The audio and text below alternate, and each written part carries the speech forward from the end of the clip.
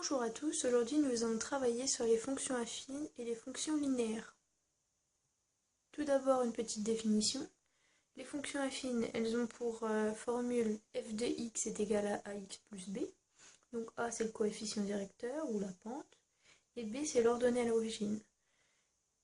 Ensuite, pour les fonctions linéaires, elles ont pour formule f de x est égal à ax. Et puisque les fonctions linéaires passent par l'origine, b égale 0, donc on n'a pas besoin de l'écrire.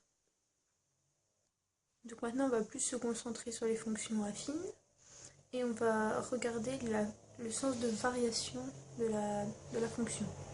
Donc la fonction elle peut être croissante lorsque a est supérieur à 0. Donc comme petit exemple, f de x est égal à 3x plus 9, 3 est supérieur à 0. Ensuite, elle peut être décroissante, a inférieur à 0, donc f de x est égal à moins 2x plus 5, moins 2 est inférieur à 0. Et ensuite, elle peut être constante, donc a est égal à 0, et donc f de x est égal à 2. Donc on n'a pas besoin d'écrire 0x, puisque 0x est égal à 0. Donc maintenant, on va se concentrer sur les signes, et plus particulièrement sur le calcul de la valeur de x quand la fonction passe par l'axe des abscisses, croise l'axe des abscisses.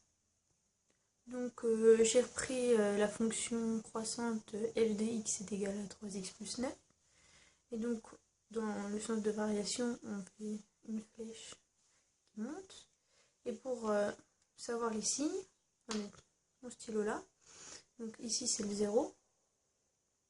Et donc tout ce qui est à gauche de 0, le signe est négatif. Donc elle est en dessous de l'axe des abscisses et c'est inférieur à 0. Et tout ce qui est à droite est supérieur à 0, donc le signe est plus.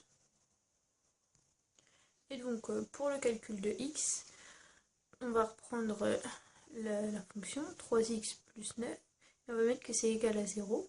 Donc 3x est égal à moins 9, x est égal à moins 9 tiers, et donc x est égal à moins 3. Et donc on va l'écrire dans notre petit tableau.